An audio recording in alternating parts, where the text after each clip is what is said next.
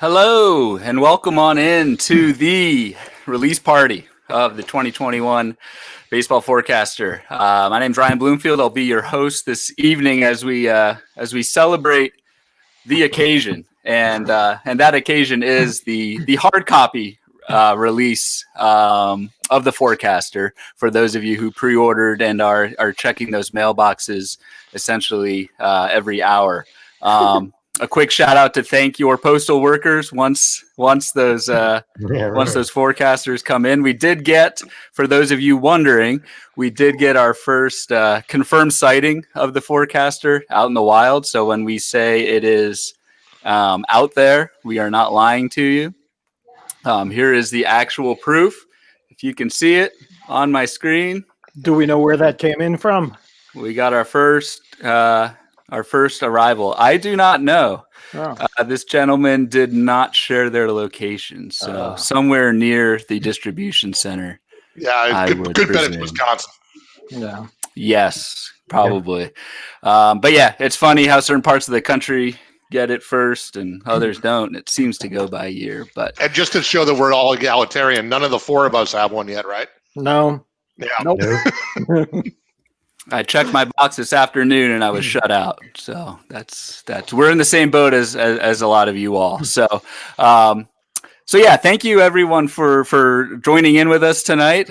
We just want to talk through this year's book, a lot about Ron's introduction, which was fantastic. A lot of the new research and features that we've got packed into our 35th annual edition, and then we'll sprinkle in some time at the end for Q&A if there are specific boxes you all are specific player boxes or questions on the research or whatever. We'll open it up at the end of the hour-ish show that we have tonight.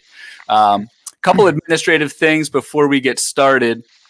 Leave comments and questions on the right side of your YouTube chat. I'll pick those up as we go through.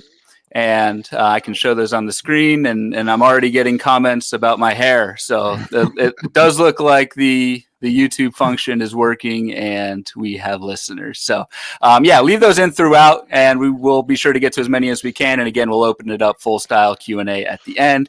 If you can like and subscribe the video, there's a like button at the bottom of this video on YouTube. That would be greatly appreciated. And subscribe to our YouTube channel. We'll be trying to do a lot of these more live interactive shows as the draft season really ramps up here in the spring. So without further ado, I don't think any of these three guys below me need much of an introduction, but I will do it anyway. Of course, this all starts with Ron Chandler, and I mentioned earlier this is the 35th edition. So, Ron, congratulations on getting number 35 out the door. How you doing? I'm doing well, thanks. It just goes to show how old I am. Another year. I was going to make the joke that I am also 35, so I guess I will have to do that. Wow. Ron gets oh my God. Ron gets shirt of the night, by the way. Yeah, what is that? 0 stars we're giving? We got 1 star here. We got 1 star. Okay. Very bad. Would not recommend. Yes. One star. We got a baseball season in, so I guess that's the one thing. Right. Going down to Brent and Ray. Brent Hershey, one of our 2 co-editors. How's it going, Brent? Good to see you guys. Good to see everybody, at least virtually in the chat here, and looking forward to sharing this virtually now and in print within a couple days. Yep. And Brent, we like to celebrate because we're done with the Forecaster, but you've got another book to go. So lucky. Yes, lucky you. We are. I am. Waist deep in the minor league baseball analyst, and we're doing the organization reports on the site. So we're getting ready for that one. It'll come out virtually this year as an ebook around the second week of January or so. So looking forward to that. Fantastic. Yep. And then last but not least, Ray Murphy. How's it going, Ray? Doing well, thanks. While Brent is off doing the minor league book, I'm starting to get my hands dirty taking the projections and the data from the Forecaster and getting it ready to go on the site probably sometime midway next week, probably 7-10 days away. So that's where I'm spending my time, but I'm happy to dive back into the book here with a couple of weeks of distance and recovery from it and get after this here. Absolutely. All right. So with that, we will take a little tour of the 2021 forecaster tonight. Here's kind of the quick agenda of what we'll do. Ron wrote an excellent essay introduction called Time, and he's going to kind of touch on some of those key points on what this crazy 2020 ride was and what it means for 2021.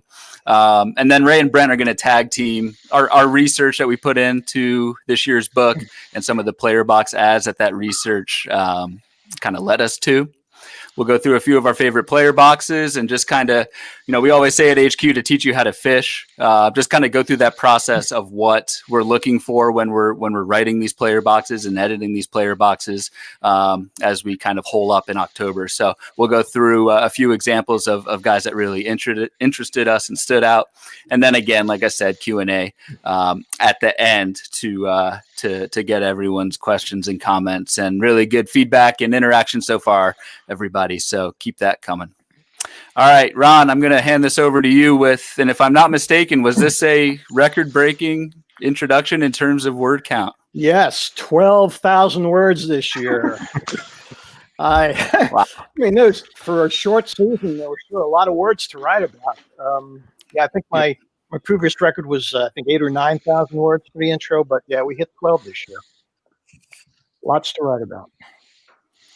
All right, so let's talk about what we've got here. We've got a season of 60 games. And the question is, how do we properly evaluate the 60 games we got? How much credence can we put in them? It's a much smaller sample size than we're used to during a regular season. And frankly, 2020 was a pretty bad year. And I think it's possible that the most prudent path looking at last season is perhaps maybe make believe it never happened, at least for some players. I know it sounds like a bit of heresy. We did have some exemplary performances this year. Luke Voigt hit 22 home runs. Shane Bieber was 8-1 with a 1.63 ERA. We can't ignore those, can we? But I don't know, maybe a little bit. Those stats are not as legitimate as we'd like to think they are because they were compiled during a season unlike any other. The games were played under a different set of rules. Teams faced opponents they ordinarily wouldn't face. In ballparks they normally wouldn't be playing in. So here are some of the variables that we knew about last year, and we can talk about these a little bit. The volatility of statistics in small samples. This we knew about going into the season. We knew that in a small sample size, the number is going to be a little bit more volatile. We've seen some really outlying types of performances. And in a normal season, we normally wait about 6 to 8 weeks before we get a real handle on what our teams are about and start making changes based upon what we're seeing. But this season, 6 to 8 weeks is all we got. So we had to react far earlier and with far less stable information. So that made things a lot more difficult for us as fantasy leaguers. The risk elements were magnified. A large percentage of the season was lost for those players who got hurt. A 10-day DL had a lot more impact this year than it would in a normal season. The crowdless stadiums was interesting. We talked about this a little bit before the season started. We didn't know what type of effect that would have. I mean, they piped in crowd noise for good or bad. I don't know. But there was a quote that I saw that I thought was very interesting from Kevin Pillar, and he said that the lack of crowds could be impacting the energy level of players in the batter's box. And you have to kind of wonder how much of an impact it really had, whether some players were more affected than others. When you see some regulars with batting averages under 200, you have to wonder if there were some variables in play there that we don't really know about. And of course, the pandemic this year, that overarching fear of not knowing what was going to happen. Thankfully, not too many teams got truly directly affected, but even when you're forced to deal with sudden double headers or home teams playing as visitors, these are variables that we're not and could have affected the output of the statistics that we played the game with. So those were the variables that we knew about. Next are the variables we didn't quite expect. The first variable is the impact of the geographic scheduling. And, we knew that there were going to be different schedules this year, but we didn't quite expect the impact that it would have had. And I want to give you two quick examples of why this geographic scheduling really skewed the statistics this year. The first is you take a look at the Oakland A's. They won the American League West Division, but of their 60 games, only 6 of those games were played against winning teams. Pitcher like Chris Bassett had a great season this year, but in his 11 starts, he did not face even one winning team in those 11 starts. So the Oakland A's and the Central divisions this year, if you ranked all the teams by offensive OPS, the Central Division teams occupied 8 of the bottom 10 spots in those rankings. And the results were that the top 4 pitchers in rotisserie earnings this year and 9 of the top 16 were pitchers from Central Division teams. So it kind of makes a performance like Shane Bieber, you have to take a slightly different perspective with a performance like that, because the competition he faced was far, far less than he normally would. And the other variable that we didn't quite expect was the impact of expanded rosters. And we already knew that this was a variable we were going to have to deal with this year, even in a normal year. But the rosters were expanded this year. There were far more pitchers on pitching staffs this year than there ever were. And they were fighting for smaller shares of a fixed pool of innings. So if you could put the chart up there, Ryan, this is really interesting. Over the last, since 2016, put all 3 years up. Since 2016, the innings pitched per game started by starting pitchers has dropped precipitously. It dropped below 5 this year. And the allocation of innings and wins between starting pitchers and the bullpen has really shifted. We're at the point now, if you take a look, that both starters and relievers are almost sharing innings and wins on a 50-50 basis. And this is a trend that's been ongoing now for several years. And the thing is, we can't assume that this trend is going to stop. We just don't know. We can't assume that 2020 was just an outlier, because it was the next step in a trend that was already taking place. So that means we really need to start thinking about how to respond to valuing our pitchers in 2021 and 2022 and beyond. And I talk about that in a bit more detail and speculate on what might be happening down the line. The last thing I want to talk about regarding 2021 is the impact of missing games. As much as we want to question the validity of the 60 games we did get, maybe it's just as important, or maybe more important, to think about the 100 games that we didn't get. We lost 1,500 games this year. And even if we consider those 60 games as legitimate, it's entirely possible that the missing time could have completely invalidated them. And let me give you 2 examples. Luis Robert had a great first month of the season, won Rookie of the Month honors, hit 10 homers, batted almost 300 in August. And then in September, he batted 136. He finished the season at like 233. And you have to wonder, what would he have done in those missing 100 games? Would he have continued to sink lower? Might have been demoted to the minor leagues if he had continued along that course, or would he have rebounded? And that missing period of time is crucial in evaluating what he's possibly going to do in 2021, and we just don't know. The second example is Adalberto Mondesi. For the first 2/3 of the season, he was a completely dead roster spot. He batted under, I think, like 179 over the first 30 some odd games. But then in September, the last 23, 25 games, he hit 376 with 6 homers and 16 stolen bases, which was enough to elevate him to earning the 13th best season this season. I mean, he was ranked number 13 overall in rotisserie dollars at the end of the season, whereas the first 2/3 of the season, he was outside the top 500. So what would have happened to him in the missing 100 games? So how can we even evaluate the 60 games we have with players like this when we don't know what those missing 100 games would have left for them. So the question I ask is should we put more credence in the flawed 60 games that we did get, or the larger 100 game sample that we didn't get? And it's not a question that's easy to answer, but it's something that we need to think about. Given that those 100 games could have legitimately invalidated the first 60, we have to keep open the possibility, in some cases, of making believe those 60 games didn't even exist.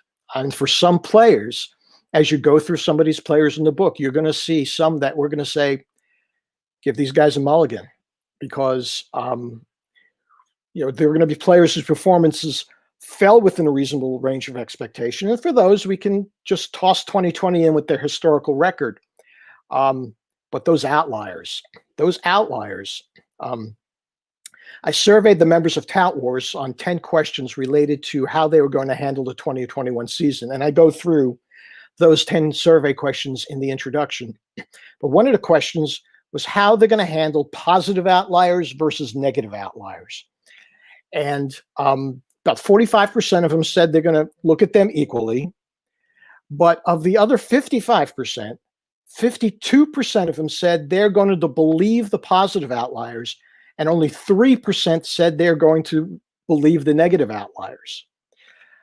So that means that we would buy into Max Fried's 2.25 ERA, but give a mulligan to Frankie Montas's 5.60 ERA, which is, which you think about in some ways is kind of crazy. They're both outliers. Sadly, this kind of fits into our current state of human nature. If you think about it, I mean, we've become types who are accepting of information when it suits us, but ignoring information when it's not convenient. And those 60 games, sometimes it's just really not a sample that's large enough to draw any firm conclusions from, especially when the sample itself is flawed. So I want to wrap up with some quick strategic points, because I go through a bunch of strategies for looking ahead for next year. And the first involves actually just going through the book and looking at the outliers, because there are a ton of outliers in this book. You're going to find pitchers with ridiculously high or ridiculously low ERAs, but expected ERAs with variances of perhaps 2 or 3 runs, which is, we don't normally see variances that high. You're going to find batters with hit rates in the single digits. Think about that. BABIPs of, I think there were 3 players I saw that had BABIPs of 0.070, which is crazy, but they're out there because of these samples being so small. So these samples have wreaked havoc, so just be aware of them. The second thing is that remember that these outliers are likely going to have a huge impact on the ADPs and the AAVs, the average auction prices. So when you start going into your drafts and start looking at doing your mocks and looking at average the ADPs, adjust your expectations accordingly. I mean, those players who are outliers are getting inflated or deflated positioning in the ADPs. We're already starting to see that. And finally, be especially careful with the rookies who made their debuts this year. The terrible performances from players like Joe Adele and Gavin Lux in tiny, tiny amounts of playing time. They are no more legitimate than Cabrian Hayes batting 376. So remember, we're looking at players with 100 at-bats, 60 at-bats. But again, the early ADPs are starting to treat 2020 as if they were a full season of statistics from these guys. And finally, last spring, a bunch of us folks from Tout Wars and the XFL participated in a retro drafting. We did it every week, looking at different seasons and redrafting the season, already knowing what the statistics are going to be. And you would think that redrafting a season when you already know the stats would be easy, but it is not.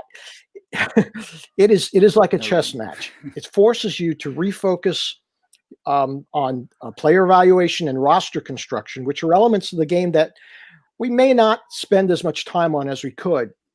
Now, why is this important? Well, 2020 was a hot mess, and however you want to look at it, it's going to make projecting 2021 and projective accuracy just really, really difficult. So maybe we should be honing our skills at other elements of the game that could give us an edge. And retro drafting is one way to do that. I want to wrap up with just giving a final quick plug to Todd Zola, who's offering a terrific spreadsheet on a Google Doc that runs these drafts. You can contact him at todd@masterballs.com, and he can tell you how to get your hands on a copy of this the spreadsheet. It's a great tool, and retro drafting is a ton of fun. So I think that's all I got. Yeah, I can definitely vouch for that retro draft piece there. I did 2 of them during the shutdown. Ron, I think you were in both of them, but 2016 and like 1942. So you can get creative with it, however far back you want to go. But yeah, a very interesting exercise.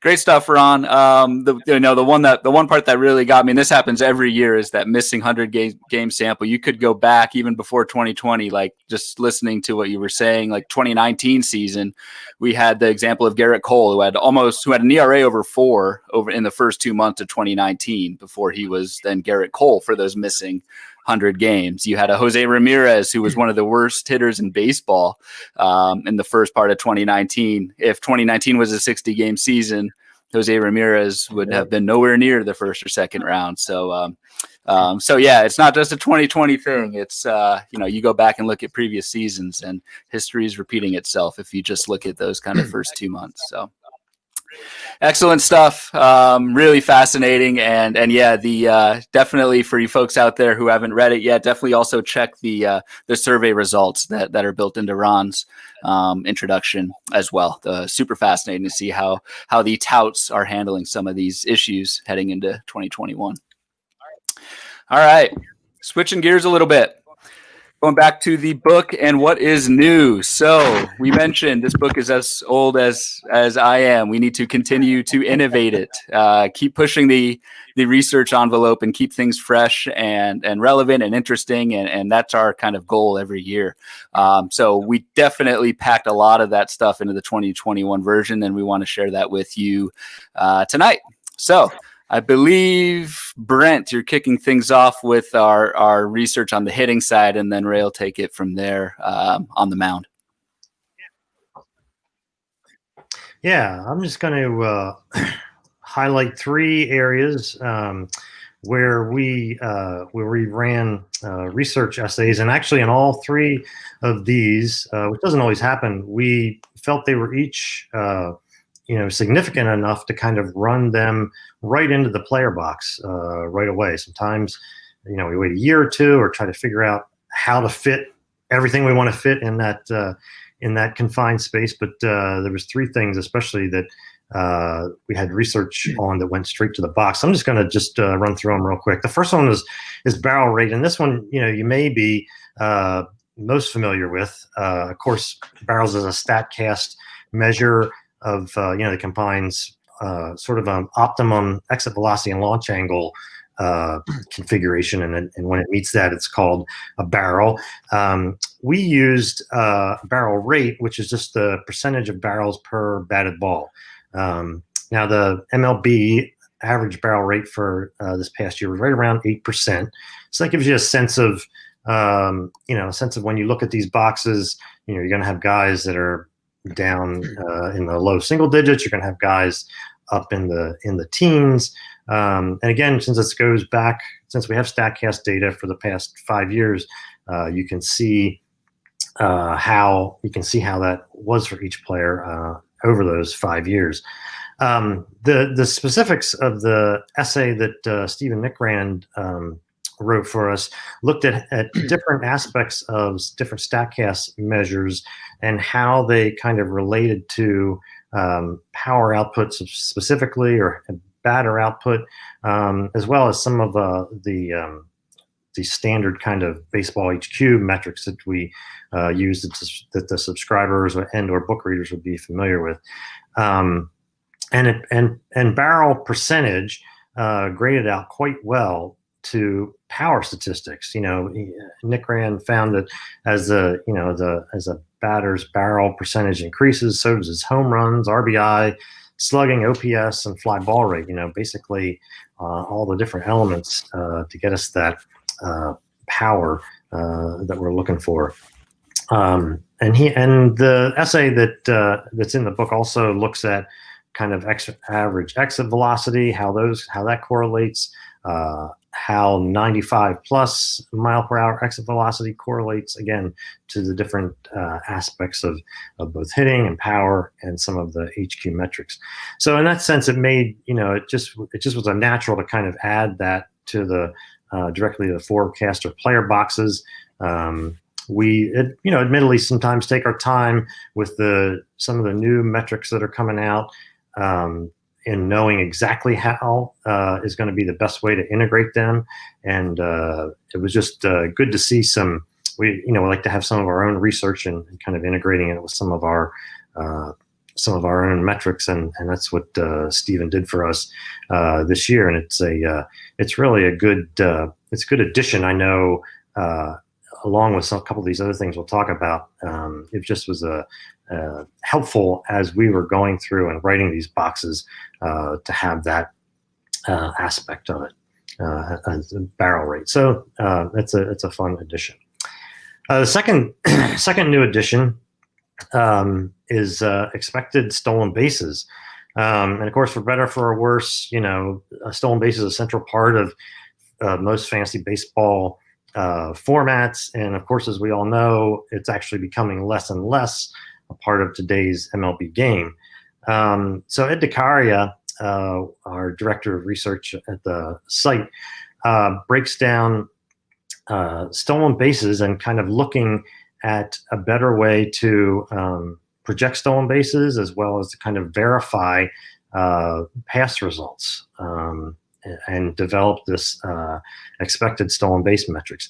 The essay is interesting because he breaks down kind of it into two separate elements, kind of the skill to steal, any runner's still skill to steal, the sort of the raw speed he has, the success rate he's had in the past, and also the will to steal. The times in the past when he's been on base, he's had the chance to run, does he run? Has some elements of managerial or team, MLB team, preferences of construction in there. But the result, he came up with a bunch of fancy math that's over my head, as often is the case with these guys, is that, is an expected stolen base statistic for any given year. And very much like the other kind of X stats that we use, it can be compared to the actual stolen bases in one given year or over a period of time to kind of verify those totals or look for discrepancies. There'll be times when a batter will have many, a handful more of stolen bases than his expected stolen bases. And the research that Ed shows, like a lot of those X stats, that will naturally kind of regress from year to year. So of course, when we again saw the research that was behind it, the findings, and that we were interested in putting that in the book because of the importance of stolen bases, like I said, and just to give the readers another kind of layer of info as we're going through these player boxes, looking for some stolen base sleepers or opportunities and the like. So, for instance, Ron talked about Mondesi. He had 24 actual stolen bases last year. His expected stolen base number was 16. Jonathan Villar had 16 stolen bases. His expected was 9. So there's a couple guys that kind of outdid their expected stolen bases. Then you have someone like Trey Turner with 12 stolen bases, but last year had an expected stolen base number of 14. So it's it's just another a layer, and I think an important one. Like I said, given the place that stolen bases play in our game, and so it's another thing that we added. We both ran the research to explain it, talk about it, and then also added it directly to the player boxes and looking at those, comparing those numbers through each player's past 5 years is really illuminating. The final one we're going to go over is QBAB, or quality of batted balls. This was a research piece that Eric Floramonte, one of our writers, also explored on site during the year, and it's it's really an interesting way to combine both exit velocity and launch angle into a format I think that's really intuitive and really easy to use once you understand it. And what it is it's a composite kind of 3-letter code that encompasses exit velocity and launch angle. And there's 3 aspects to this grade, which is on a kind of an A through F academic scale. The first component is average exit velocity. The second is average or a mean launch angle. And the third is launch angle variability. Meaning that while an average launch angle is one way to take all that data and say player's launch angle is X, it also looks at how wide of in standard deviation talk, how wide is the sample. The thought being that when a player has and the research showing that when a player has a smaller variability of launch angle, it leads to better outcomes, basically. So anyway, like I said, these grades are on an A through F scale, as you'll see on the chart there, and I think the fascinating thing is that they're kind of, they're graded in comparison with the whole player pool. So in this case, and again, the original research has all the nuts and bolts behind it, but in here, the 90th percentile in each of these 3 areas gets an A grade, and the 70 to 90th percentile gets a B grade, and on down through. So if we look at this specifically, this is a player whose exit velocity is average exit velocity is between 88.6 miles an hour and 89.2 miles an hour. So he gets a C for exit velocity. That's the first C. Then his average or mean launch angle is 5.7 degrees, between 5.7 degrees and 9.2 degrees. So he gets a D in launch angle. And then the launch angle variability is above 29.45%. So again, it's a wide variability there. And so he gets an F in for the third character. Now, the one thing that I didn't mention is the third character is in lowercase type because it's not as it doesn't have the same amount of impact as the exit velocity and launch angle of itself. It's kind of an important, it's an important part of there, but the first 2 are definitely hold more weight. So the interesting thing that you'll see too about this is that C, D, F. If you're thinking as we'll look here in a little bit, AAA would be the best score you could get, and FFF would be the worst score you could get. CDF is kind of not too far there, and this one actually was Xander Bogaerts' grade last year. So again, like every one of our tools, it's like one kind of insight into that. You can't take it just for itself and use it as the only way you're evaluating players. But I thought as I was going through that it was interesting to see someone like Bogaerts, who obviously had a great year as a good young player.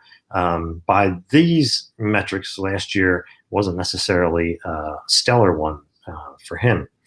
Going a little bit further, one of the interesting findings, this chart, which is as part of the research, basically plots every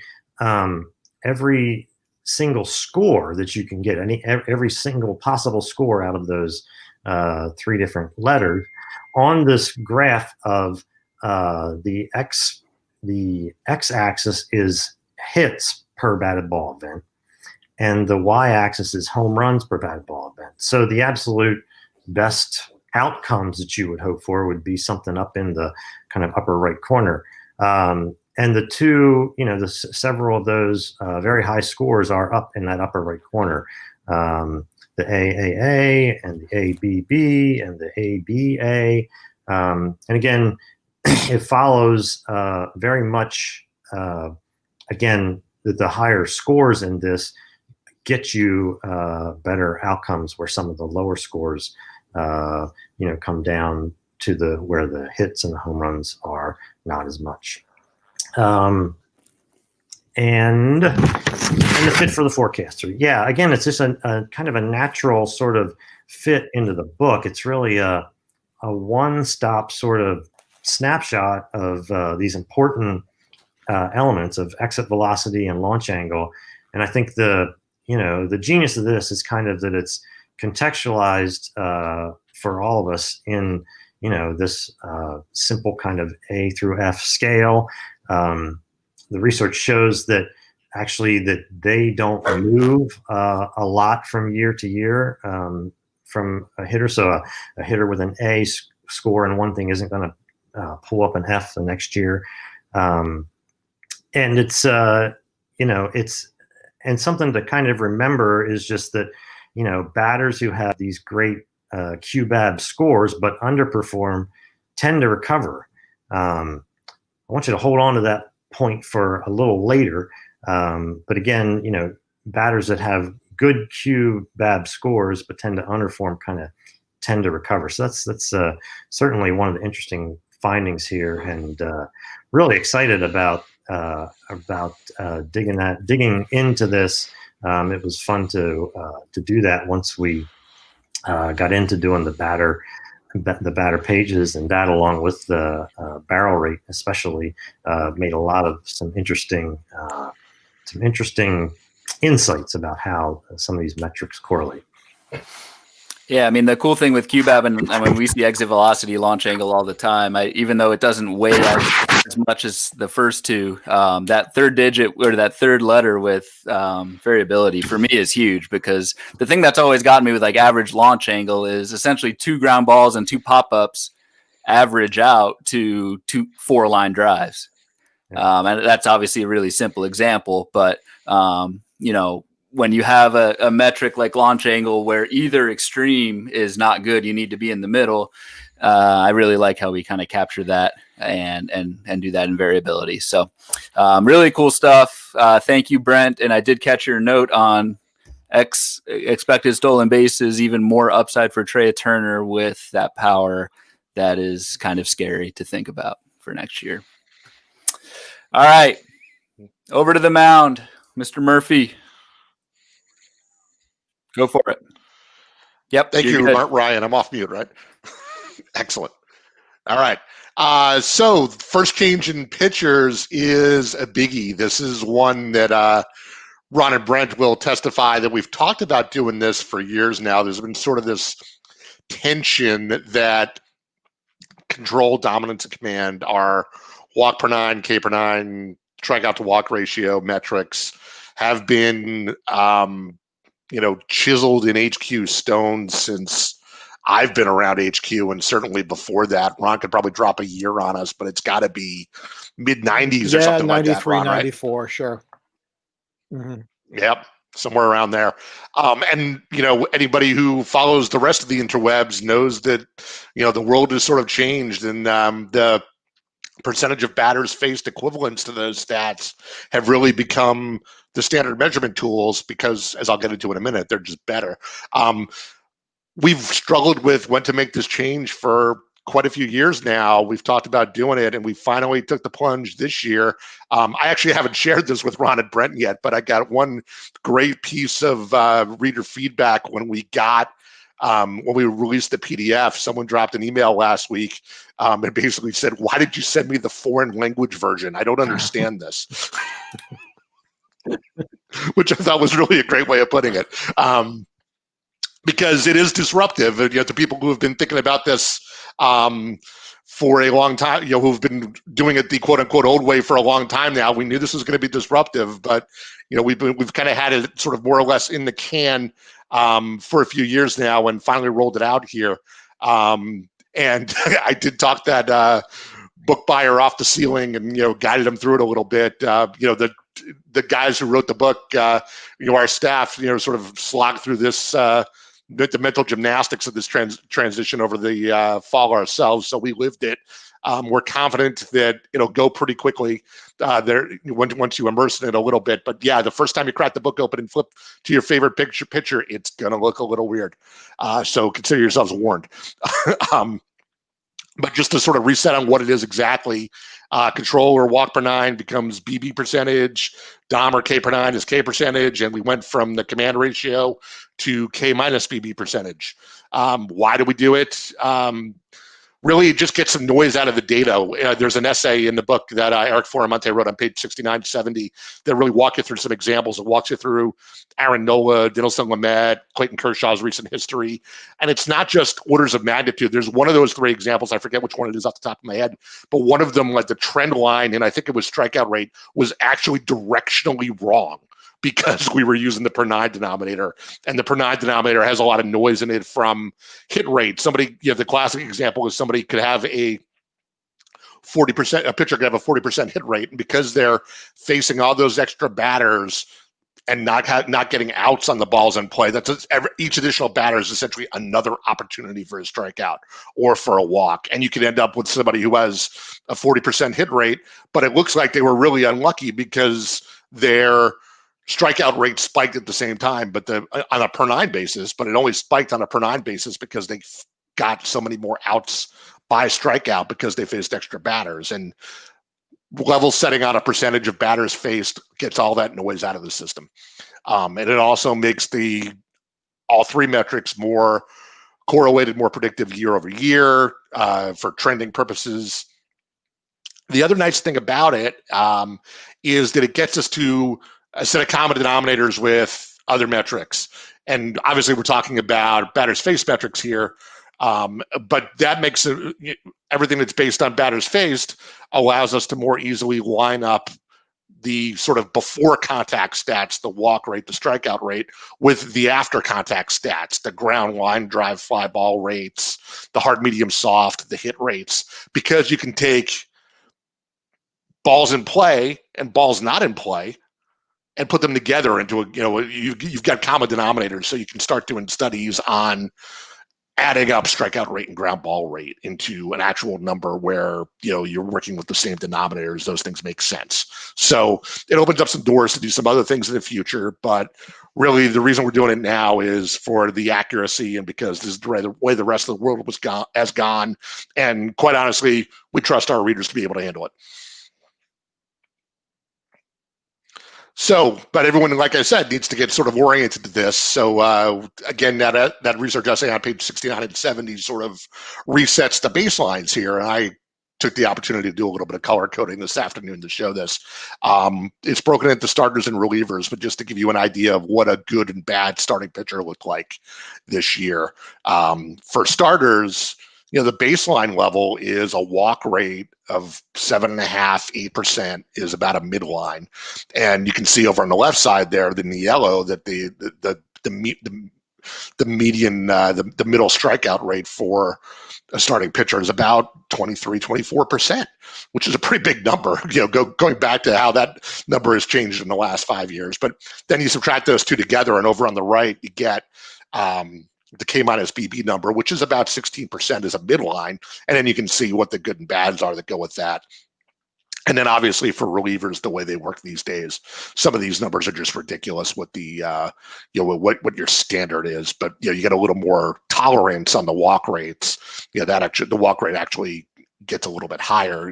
Nearly a 10% walk rate is league average, but the strikeout rate jumps over on the left there, jumps to, even in the middle tier, jumps to north of 25%, which is pretty scary. You get to be a middle of the road major league reliever, you better be striking out 1 out of every 4 batters you face. This is the world we live in. It's just nuts. There's a lot more in here. This chart's expanded to 5 years in the book, so you can see where the trend lines are. But we provided this as sort of handy reference to try to get you get you acclimated to these new metrics pretty more quickly, so that you can make use of the rest of the book more easily. The other new metric that's in the book isn't really a new metric as much as a restatement of something that's familiar. You'll remember last year for pitchers, we had ball percentage in as a metric, which is really just balls as a percentage of total pitches thrown. And that actually, I think it was last year or the year before, replaced first pitch strike rate, FPK, which was these were both metrics we were using as sub-indicators to validate walk rates. But what we got into as we started making the changes we just talked about, particularly with walk rate, was it was kind of confusing to have a walk rate, a BB percentage metric that was in a percentage that might have been, we said 7, 8, 9, 10%, and a ball percentage right next to it that was, as you can see in the first column here in the table to the right, that was running like in the 30s. And what's the relationship between those two? Was going to be not intuitive to look at it. So what we did was Stephen Nickrand went off for us and really just did a translation of what studying what ball percentages were and turning it into based on what we would expect their BB percentage to be based on the ball percentage. So we come up with an XBB percentage, which allows you to do a quick one-for-one comparison to ball percentage to see walk percentage, XBB to BB. It's a straightforward one-to-one mapping, so you can see what the quote-unquote deserved stat was versus the actual, something we're all used to doing. One of the crowning achievements of the 2021 forecast, or something I was not expecting, was a full paragraph devoted to Josh Tomlin in research. So going back to that strikeout minus walk rate, from 2016 to 2017, the top 5 pitchers in strikeouts divided by walks was Clayton Kershaw, then Tomlin, Chris Sale, Kluber, and Scherzer, because Tomlin walked like 15 guys in 300 innings or something crazy. So that denominator was so small that he obviously was inflated. I think Phil Hughes was another guy who set like there was a whole class of these guys. Ronald remember them going back. We even had a name for them. We used to call them the low dom high command pitchers, because they scored so well on the command metric because they had microscopic walk rates. And even though their strikeout rates were league average or below, the command was so good that we thought they were worth something. And the transition to K minus BB finally sort of tells us once and for all that no, Josh Tomlin is not worth something. Yeah, it was such a mistake. We barked up a few of the wrong trees over the years, Ron. It's a learning process. Yeah. So I don't know. Maybe it was just me. Probably not. But I had that table up of what K percent versus Dom, and same with walks and strikeout to walk rate, because it takes some getting used to get familiar with those new numbers. I should pitch on the site while we're there that if you go to, we actually did this like 5 years ago, which tells you how long we've been talking about making this change. But if you go to Player Link, if you're an HQ subscriber, if you go to Player Link on any pitcher page, there's a button up at the top, a little gray button. It says either standard or new. And if you press that button, it actually flips the K per 9 all the per 9 stats to the percentage stats. You can actually do the both sides of the coin and see what it is, what one maps to for the other on a particular pitcher while you're getting acclimated. We'll leave that there for a while, that button there, just to get you oriented. But this has been in the oven for a long time. We're glad to finally have it rolled out. Yep, for sure. All right, switching gears. So we're going to put some of this into action. And actually, before we do that, a Carlos Silva mention as one of your. There you go. Good call there, Joe. Haven't heard that name in a while. All right, so we're going to put some of these new tools, this new research into practice. Ray, Brent are going to go through a few of their favorite boxers, just more interesting types of guys that we came across in this year's book. And who is first? Oh, that's me. Jr. I'll stay on the mic here for Vlad Jr. I picked this guy for a couple of reasons, both because it's sort of he's a great demonstration of some of the new metrics here to show them sort of in flight. And also there's some serious conflict in this box. A box where I can't think of somebody off the top of my head, but a box where somebody's got just a stable full of league average metrics is not that interesting. But there's some serious conflict here with Vlad. There's good and there's bad. And how that plays out is going to be fascinating to watch. And I think the box like I said, is a demonstration of what the new metrics do and how this box actually captures that conflict. I think it's really cool. So that's why I wanted to show it. So I highlighted in green. Unfortunately, we don't have the color in the actual book. I was telling Brent today we need to do that, but we threw some color in here just to highlight for you. But I highlighted some good things in green, and primarily it's the expected batting average this year was good because he's got a track record in the center there of good contact rates. I mean, we've come to a point where anything over 80% in this day and age is actually pretty darn good. And you put those things together, and and the hard contact rate, because of the basis of a good amount of contact to begin with, that 130 HCTX is really, really good. I crudely split the QBAB right next to the HCTX. I crudely split that into good and bad with triangles. But Vlad's a great illustration of what that's capturing for us. So remembering what Brent said 10 minutes ago, the first component of QBAB is the exit velocity. That's essentially the hard contact. So he hits a ton of, he's got an A there that's a little bit obscured, but he's got an A for exit velocity, and he makes good contact. Thus, you get the fantastic HCTX, which should unlock a whole lot of good outcomes for him. However, we flip to the red side of the coin here. Both years in majors, his ground ball rate's been over 50%. And the second component of QBAB is an F for, that's the launch angle. So his launch angle is outside of the barrel zone a ton of the time. And specifically, we can see from the ground ball rate, he's pounding balls into the ground. And given Vlad's girth, ground balls, no matter how hard they're hit, are not going to turn into base hits too often for Vlad. He's going to get thrown out. So that's sort of the central tension there, is hitting the ball hard at the wrong launch angle a lot of the time. It's interesting, going all the way over to the right, we have multiple metrics for power in the box these days. XPX is red. XPX, again, is the metric for power, where 100 is league average. And in that, if you can't see through the red there, his numbers are 90 for 2019 and 72 for 2020. So those are both well below the league average level, which obviously portends poorly for his power. The reason for that is XPX is actually uses the ground line fly distribution as an input. Yep. So that's reading the 50+% of ground balls and saying, based on this, you're not hitting home runs on six hoppers to shortstop. So therefore, you've got a bad XPX. The other power metric, though, the expected home run per fly, which I marked in yellow there, does not use the ground line fly distribution. So that's based on the StatCast metrics. It's back to the exit velocity, the launch angle, et cetera. But that's more of a middling metric here, which is why I coded it in yellow.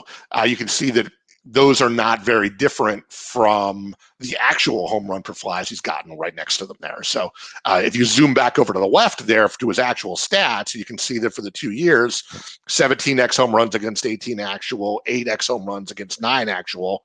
He's getting about what you would expect. He's really neither lucky nor unlucky based on his current profile. But, sort of maybe the most important thing here is the fact that he's only 22 and he's got a year and 2/3 or whatever it is. And, let's back up a second. He's got a total of 400 and something at bats in the majors, I think is what it is now. Barely a full season by our 162 game standards, given the pandemic shortened year, plus the time he was called up in 2019. So, there's still a lot to evolve here. I highlighted his weight too, just to be funny, because when last checked, he was 250 pounds. But I think we've already seen some Twitter chatter that that's not going to be the number he comes out in this spring. So there's a lot. There's a lot of work in progress here. We don't know what the final product is going to look like. I also called out here that more than half of his home runs came in that AAA Buffalo bandbox this year, which, going back to sort of Ron's points about what we know and what we don't from this year, how do we unpack that? there's just a lot going on here, which is why I wanted to throw him up here. But I do feel like, at the risk of being immodest, there's a lot going on, but I do feel like the way we have the box designed is capturing it pretty effectively. And you can spend a bunch of time staring at this and trying to come to your own conclusions. Yeah, for sure. Yeah, so much going on there, and to that, I'm glad you highlighted 22 as the age, and that kind of goes with Paul was saying. We Paul Sporer in the comments saying we've still got like 3 more years of citing Vlad's age as the reason to stay invested. It is hard to remember that. So yeah, fascinating stuff. I'm going to, I don't know if I should on the fly be doing this, but I'm going to switch this up a little bit. Ray, I'll give your voice box a breather. Oh, I'm going to move Matt Olson up, and then we'll come back to you next. All right, cool. And Brent, you are, once I get this thing going, and that's why they say not to do this while you're live. I'm going to throw it back up there.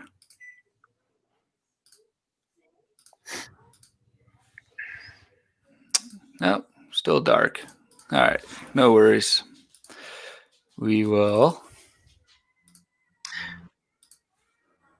throw this back. All right, and without further ado, Mr. Olson. Ado. All right, sorry about that. No problem. So yeah, just quickly, we're, no doubt familiar with Olson. Last year continued the power rates you'd expect, the 14 home runs, 42 RBIs, but that BA, right? Sub Mendoza line, BA, his contact rate, fell off a cliff. There at 63%. He's not only was a swing and miss way up, but that batting average on balls in play, or hit rate as we call it, was very much an outlier. That 23%, different than his normal 29. But the interesting thing about Olson is that everything else remained relatively stable. His hit trajectories pretty much stayed the same. His, hit distribution, his power metrics remain strong. They're the expected, certainly power, the home run for fly ball, and that's meeting, his expected home run for fly ball, as well as some of these new metrics that I talked about. His QBAB was an AAD. And as you can see there, I mean, that's the range he's been in for the 5 years he's been there, hitting the ball extremely hard and at an extremely favorable average launch angle. Excuse me. And again, his barrel percentage with the 8% around or so being the league average is up in the mid-teens, again, like he's been sort of every year. So again, taking you back to when I was talking about QBAB, what did I say? Batters who have great QBABs but underperform tend to recover.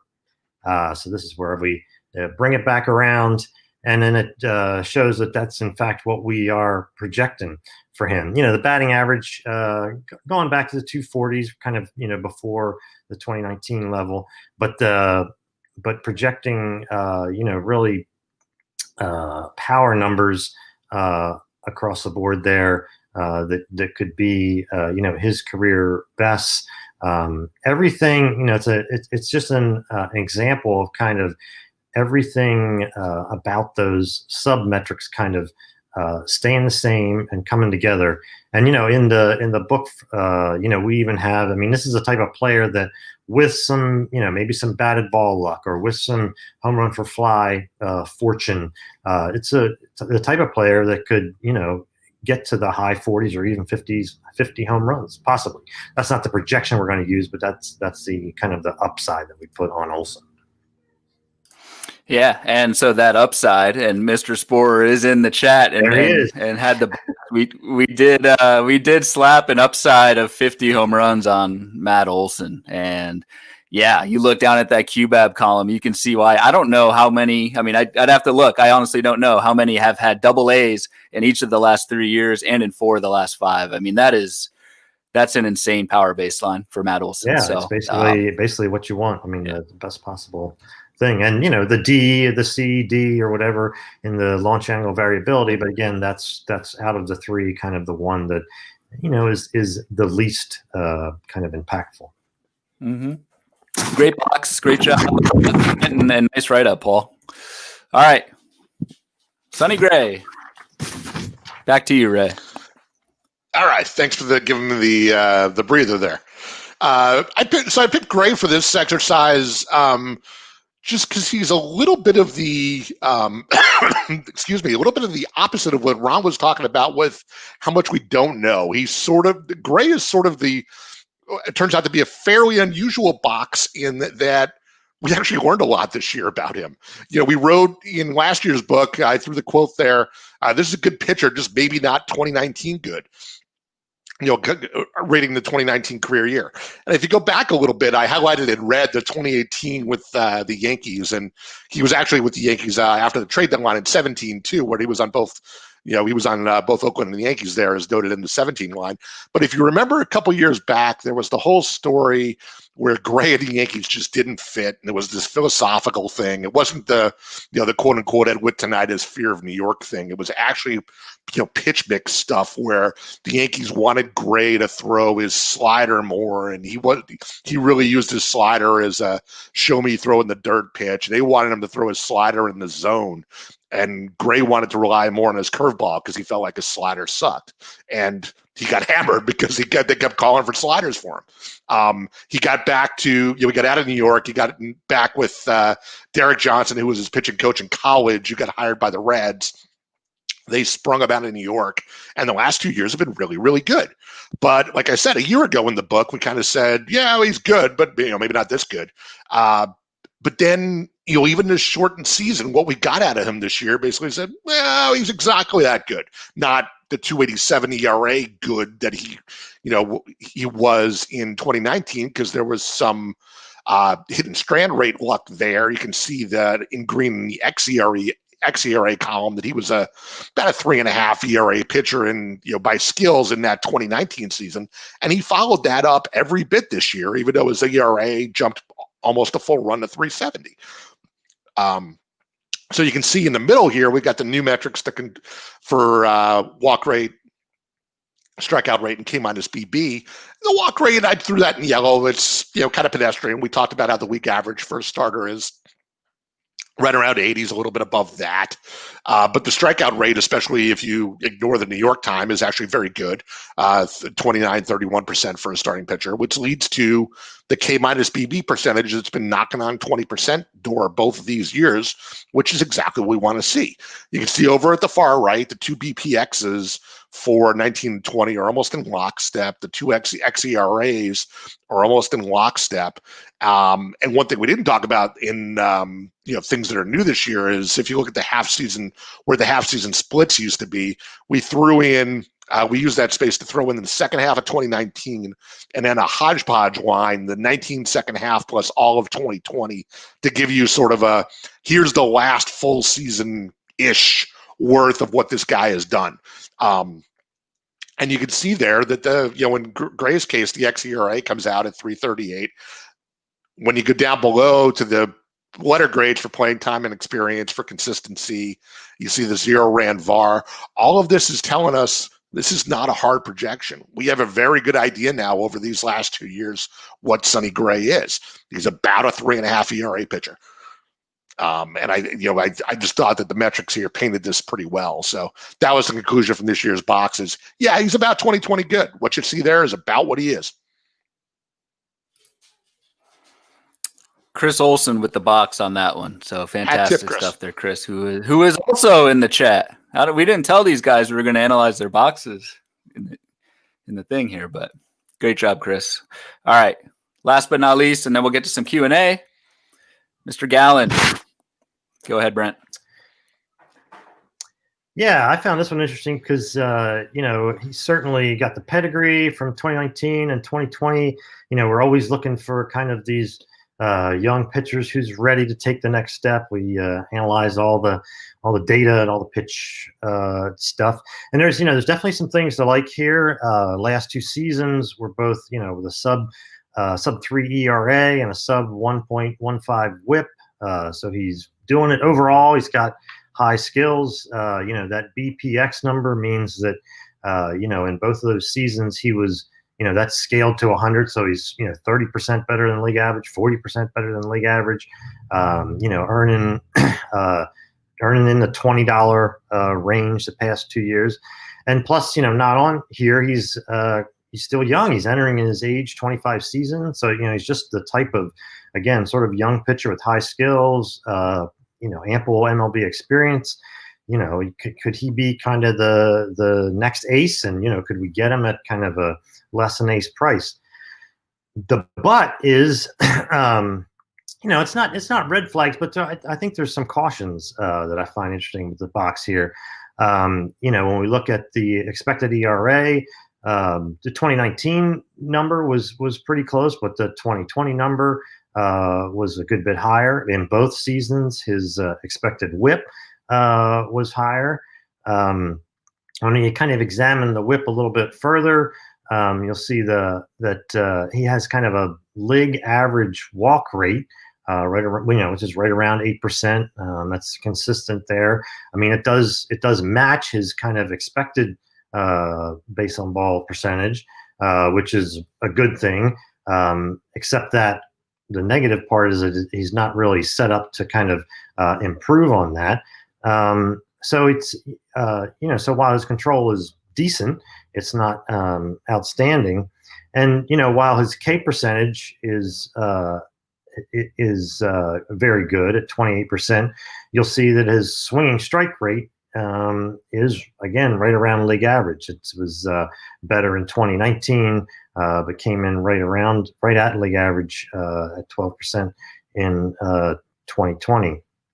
And then the strand rate, which of course has the past 2 years, which has a big impact on that ERA, xERA kind of variance. So, I mean, there's no doubt that Gallen's a solid starter. He's young, talented, has shown skills and has some upside.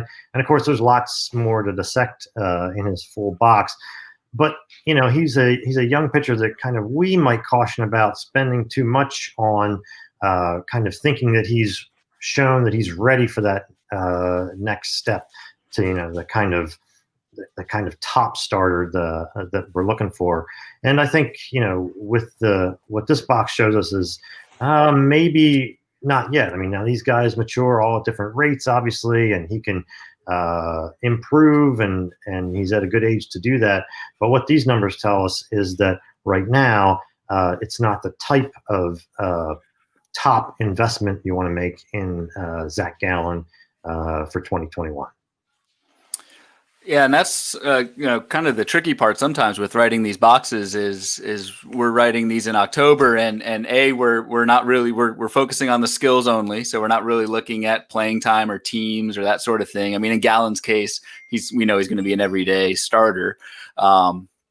But the other thing that we don't really know about when we're writing this is ADP. So like we try and kind of toe that line with, Gallen is going to be most likely an expensive pitcher next spring. So how do we kind of say he's good, but is he maybe not as good as the 254, 275 ERA that we've seen the last season? So super interesting guy who had some helium last year, and Zach Gallen absolutely delivered on it. So we'll see what the early draft prices are for Gallen. He has plenty of fans out there. All right. So with that, we're going to open this up to some Q&A. We've gone a little bit long, but we'll get to some of your questions here. Really good feedback, interaction thus far. Brent, I'm going to keep you on the spot here for our first question, dealing with the minor league season and no impact, or what the impact is, because the top players, didn't get that time, and we didn't get the stats to really analyze. And so, I mean, we've talked about that with some of the org reports that we put on the site, but how much of an impact is that going to have? I think it's still all to be determined. I mean, that doesn't answer Richard's question, obviously, at all. But I think a lot of us are really, the circumstances were just so not like we've ever seen. I mean, so it's hard to know how to set us up for 2021, because in one case, you have Wander Franco, the overall #1 prospect, beginning of last year. He's really young, right? Did not get called up to the majors, but played in at the alternate site where, again, he was playing higher competition. Normally, the guy, they take a year a level, or for someone outstanding like that, sometimes they'll skip a level or do 2 in a year, as they work their way up to the majors. Last year, obviously, that wasn't an option. But yet, here's a guy that's certainly a year more mature physically, you would think. You hope that he kind of worked out off the field, as well as being at the alternate site, he faced more advanced competition there. So it's hard for us to know from team to team, like how, actually, assuming we have a 2021 minor league season, where they're going to slot these guys, and then kind of how to project what their timelines are for that. I mean, this question has been, obviously at the forefront of my mind since the day I hit send on the forecaster, and turned into minor league baseball analyst mode, because we take that seriously in trying to give the best advice and perspective we can to our readers in that, and yet this situation is so different, and each team may have different ideas. It's hard to know exactly how that's going to shake out. I don't envy you at all with that. Next question is for Ron, and this is coming from Rob DiPietro, who has a testimonial on the back page of the Baseball Forecaster due to his overall win in the NFBC Draft Champions League. So congratulations, Rob, for that. Ron, this is going to go back to our what you were saying before on kind of the schedule in the 60-game season and how we kind of handle that. You mentioned, I think, 9 of the top 16 starters were from the Central. Rob's question is, thoughts on that, elite pitching or bad hitting, but he kind of flips it around, is what do we do for the Central bats from 2020 that faced all of that good pitching, presumably? How are we handling those types of things heading into 21? Yeah, well, first of all, we need to know what the schedule is going to be for next year. They've released the regular schedule for 2021, so assuming that we have some semblance of a full season, it will be a normal schedule. Interleague play in 2021 is within those same Central, East, and West divisions, so there will be some similarities to this year. And I think these type of things are always present, but we don't see them because we don't get to have these the teams isolated the way they were this season. So I think intuitively we knew that the Central divisions were weaker divisions, and we've talked about that in the past. But to put them in a bubble where they're only playing against each other just exacerbated what I think we already knew. Yeah. A lot's going to depend on whether we go back to that geographic scheduling next year. But right now, it looks like it's going to be a regular schedule, so it'll be back to normal. We'll see what Shane Bieber can do against the Yankees and the Red Sox and the Blue Jays, which really will be telling. Mm-hmm. I just need to interject with, I don't think any of the 4 of us here are really basketball fans, but I had to throw out, just for comparison, what the NBA did. They actually, their season starts in a couple of weeks. They actually announced the first half of their schedule and said, we'll come up with the second half later. Come on. How are we supposed to be able to draft based on that? We don't even know who they're going to play in the second half of the year. Come on. They did. Baseball At does least that. they're being honest. We don't know. Points for honesty, no points for the fans. That's true. Ray, since you just interjected, question for you. This is more of for a Baseball HQ subscriber type thing, but the custom draft guide with position eligibility and that sort of thing. Any chance we can adjust that, or What? Yeah, we got to do going something, on? right? So true story. Our tech team for the fall, much like us with the book, they actually have two priorities. They support us making the forecaster, and two, they run everybody's charges for the books and the subscriptions for renewals. All that stuff was done by roughly the time the book went to print in at Thanksgiving-ish. And last week, I sent them my wish list for the next couple of months, the first part of the off season. Number one on the list before even getting QBAB and all the new metrics that we just went through from the site from the book into the site. Oh, and last year's new metrics in the book into the site, which we still haven't finished. Before doing all that stuff, number one on the list was we need to fix the custom draft guide to not be tied to 20 games. So I definitely hear it.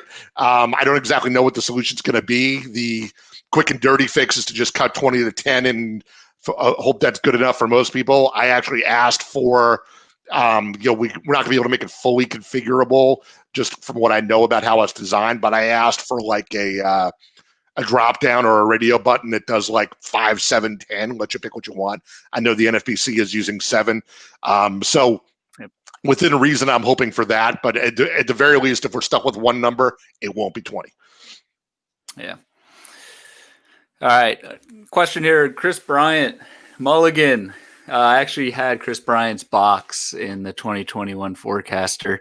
So I actually wrote and concluded an injury-related mulligan should lead to modest profit. I just feel Chris Bryant, it kind of goes back to what Ron was saying in small sample variability. What would those last 100 games look like for Chris Bryant? We'll never know. They might not have been great. I know he was dealing with an operation like list of ailments, back, elbow, wrist, oblique. He was hurt. He played hurt and he didn't have a chance to get healthy, and he only had 147 plate appearances, and it was a total dud of a season. But you look at a guy who has over 2,000 career plate appearances in the majors. That track record's there. I just think if you grant, I'm not going to say Chris Bryant's going to go back to what he was, MVP style in 2016, I think is when he won it. But yeah, like that, I think that's the perfect kind of guy. You put the small season with the injury on there. That's the type of hitter that I'm looking at for a rebound. So I don't know if you guys have anything to add. Tell me I'm full of but that was my take on Brian's box. No, I think it's specifically an outlier like this that would be interesting to see where his ADP ends up to be, because at the end part of that question, over or under top 100, I think he's definitely a top 100 player, but it's quite possible that his ADP will be over 100. So I'm going to draft right now, and he went in the 10th round, so that's ADP 140 something. Wow, that's crazy. Yep. That's crazy. 240. It reminds me of the not the same guy, but it reminds me of the Jose Ramirez comment from 45 minutes ago or so. Mm-hmm. Where would Jose Ramirez have gone last year if we only saw the first half? And the last year and a half, he's been, a top 10 player. Yep, absolutely. All right, so kind of a segue to our as we hang out here. Any info on the online first pitch forums? And we'll just say before we answer that, or before I let anyone else answer that, just thanks everyone for the interaction. Like, I think these are really fun to do, and it looks like from the comments, people are really getting a kick out of it. So with that, what's our plan for the spring for first pitch? Not Florida, unfortunately. we sort of held that hope for as long as we could on Florida, but that certainly current circumstances dictate that not being possible. So yeah, we're going to do something online. Timing TBD. We're actually probably going to immerse ourselves, or Ryan and I are going to start out immersing ourselves in developing the content, lining up the speakers, etc. fairly soon, even while Brent is still finishing up the minor league book. And in all honesty, what I think we're going to do is we're going to try to get the program as baked as we can. We're going to put it in the can for at least a little while, and we're going to see when MLB says they're going to start the season. Well, I'm still in the camp of fervently hoping for 162, but I've seen rumors of Memorial Day starts and stuff like that. So what we'll probably do is we'll probably wait till MLB comes up with their plan, and then we'll backdate it, and we'll do probably a multi-day, multi-evening, first pitch extravaganza. I would guess somewhere in the neighborhood of 6 weeks before wherever opening day lands, something around there. But yeah, watch the space for details. We'll certainly have details on the HQ homepage as that firms up, but we will have something. Right on. All right. So with that, I just want to say, and I'll throw this up there, just, yeah, appreciate everyone taking the time tonight to check it out. Check those mailboxes. It is out there. We have proof. I might go back out there, and I think my mailman comes in the afternoon, so I might do a final check here.